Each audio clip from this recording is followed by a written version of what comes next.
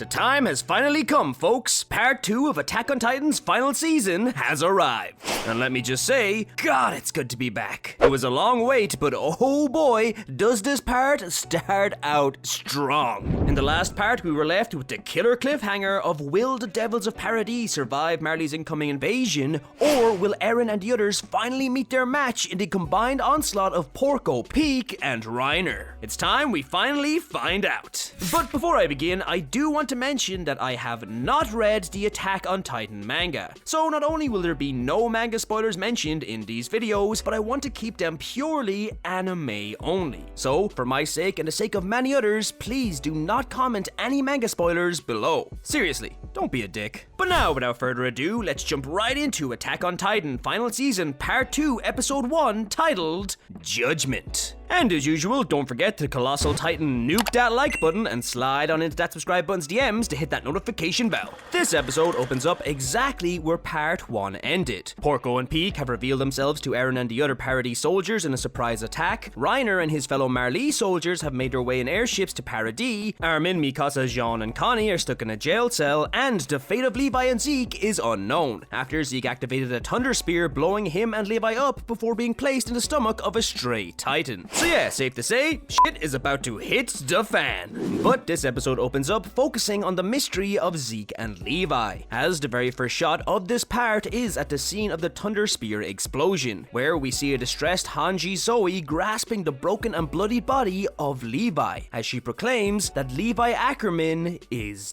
dead.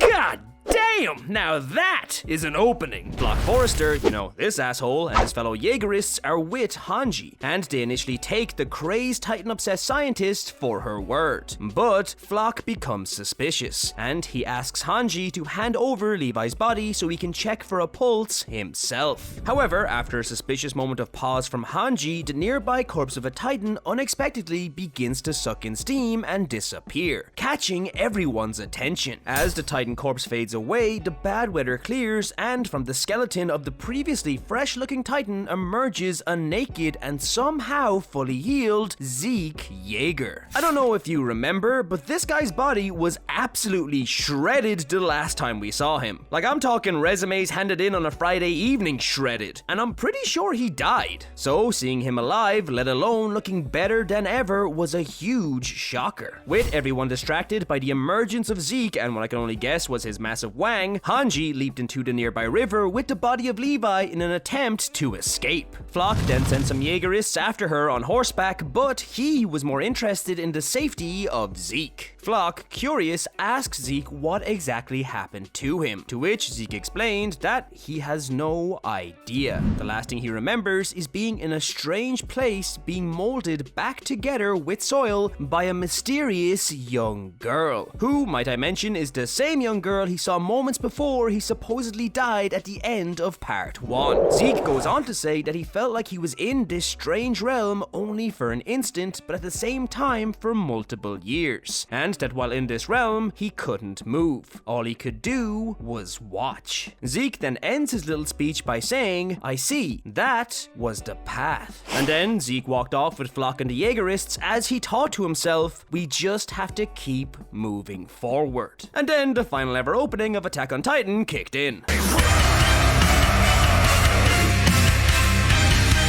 Now, before I continue, I just want to mention that 1, I have no idea what the path Zeke is referring to is, but I am super hyped to find out, and 2, the realm Zeke visited looks eerily similar to this shot here in Season 2, which is the first time Amir returned to her human form after becoming a Titan. This series has always been amazing at subtle foreshadowing, and it's insane to think we saw the place Zeke visited way back in Season 2. It may also be important to note that when Amir sees these lights, she says, "What I saw was freedom spread out before me." So you know this shit is important, and you know I'm going to be up for days thinking about this. But anyway, following the opening, the story cuts on over to Eren and the others behind the walls preparing for the incoming conflict. We see that during Eren's transformation into a Titan, Pieck explained to Sasha Killer Gabby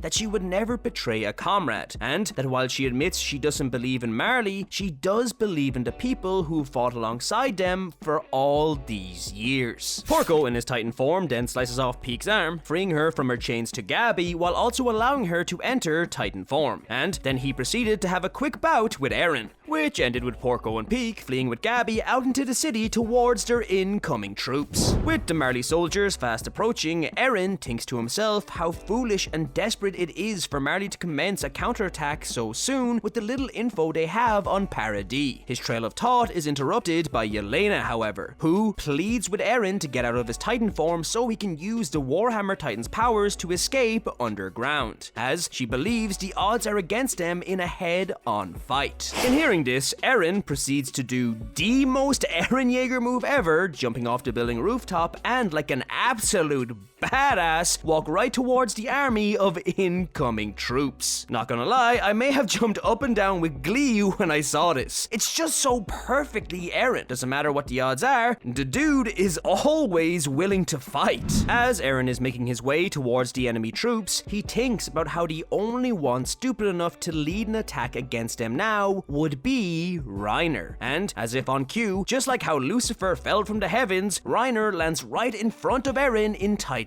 form. And with this, the battle between the two children of war and former friends begins, with Eren spearing Reiner straight through a building. But before we get to see any more of this fight, however, the story cuts back over to Pieck, who delivers Gabby to her fellow troops and informs them on the number of Paradis soldiers, how 300 of them have drunk Zeke's spinal fluid, including Falco, how they have no idea where Zeke is, and how Eren is yet to use the power of the founding. Gabby, after having a small emotional moment with General Maggot, which surprisingly made me feel things, reveals to the Marley troops that Eren needs Zeke to use this power. Pieck then gears up and General Maggot announces that they aren't just going to kill Eren, but take the founding Titan from him and put an end to this 2,000-year war. Following this, the story cuts back on over to the brutal bout between Reiner and Eren, in which Eren begins to get the upper hand on Reiner, but is surprise attacked by Porco. In an attempt to stop Porco, Eren uses the Warhammer Titan power to create a barrage of spikes. However, Porco predicts this and evades the attack, breaking his spikes in the process, and he begins the counterattack. Together, Reiner and Porco gain the advantage, and they put Eren against the ropes, with Reiner pinning him down as Porco attempts to eat his nape. Unfortunately for the Marley duo, Eren is in fact the protagonist, and just before Porco reaches his neck, Eren uses the Warhammer Titan's power to pierce the duo with spikes, lifting them off the ground and temporarily immobilizing them. Unable to protect themselves aloft in the air, Paradis troops fly in with ODM gear and attempt to take out Reiner and Porco with a barrage of thunder spears. Although, before they can make their move, in another surprising twist, a huge missile comes flying in, not only causing a big enough impact to blast back the Paradis soldiers with flying debris, but it also blasts straight through Eren's Titan head. It's quickly revealed that this missile came from none other than General Maggot, atop a giant cannon on Pieck's back, who is also atop the surrounding wall. That's right, Maggot headshot Eren with a cannon from across the city. Next thing he's gonna do is get Pieck to jump off the wall with a twirl so he can 360 no-scope a bitch across the map.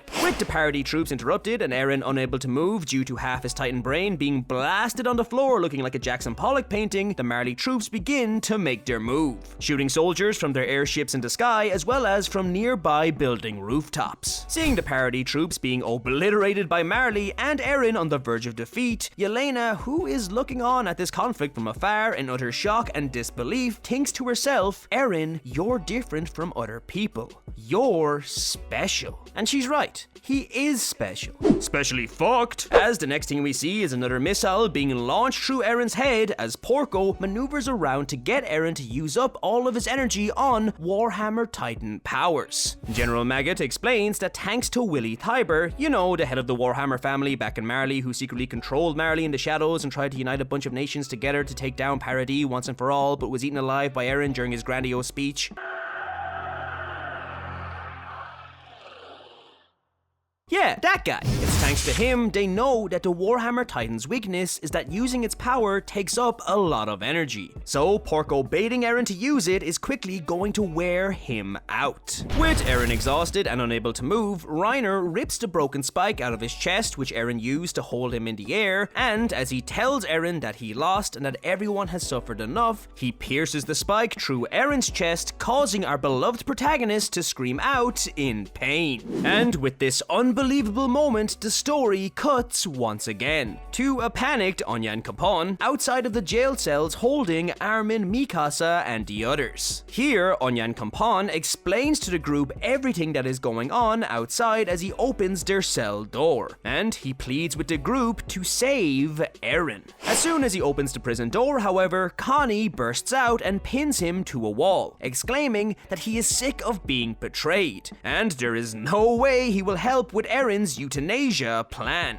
Pinned to the wall, Onyan Capone desperately explains that he had no idea about the euthanasia plan, but Connie understandably doesn't believe him. However, Armin interrupts Connie's rage-filled rant, saying that they should at least listen to what Onyan Capone has to say. Onyan Capone goes on to say he never knew about Eren and Yelena's plan, and that he only wanted to be rid of Marley, saying what would be the point of moving to Paradis and fighting against Marley if they had no future anyway. And I mean, yeah, why would they? It makes sense to me, and it makes sense to Jean, Armin, and the others, as they all agree and begin to plan their next course of action.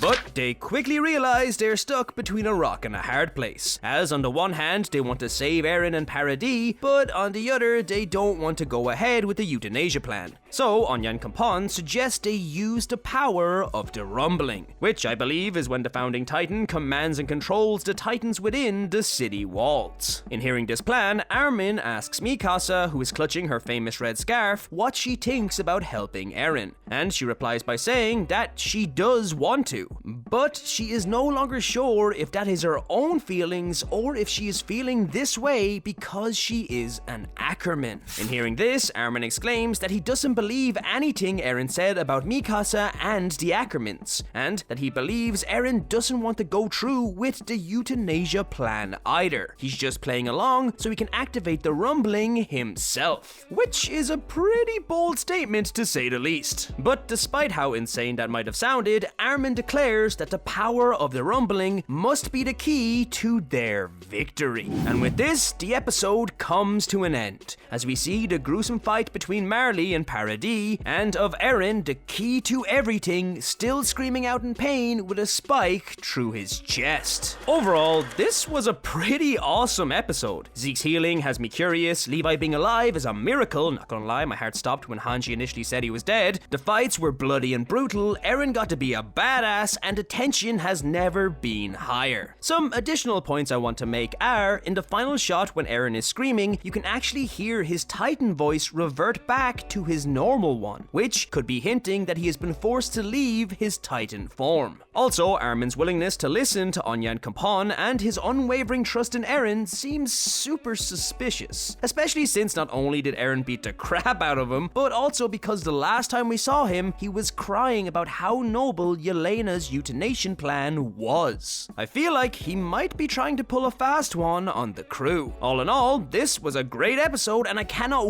wait to see what happens next. But let me know what you thought of this episode. Comment your thoughts and opinions below, but remember to keep them spoiler free. If you like this video, don't forget to leave a like. For more content like this, subscribe to the Lunchtime Crew. Thank you so much for watching, and I'll see you in the next video. Plus Ultra.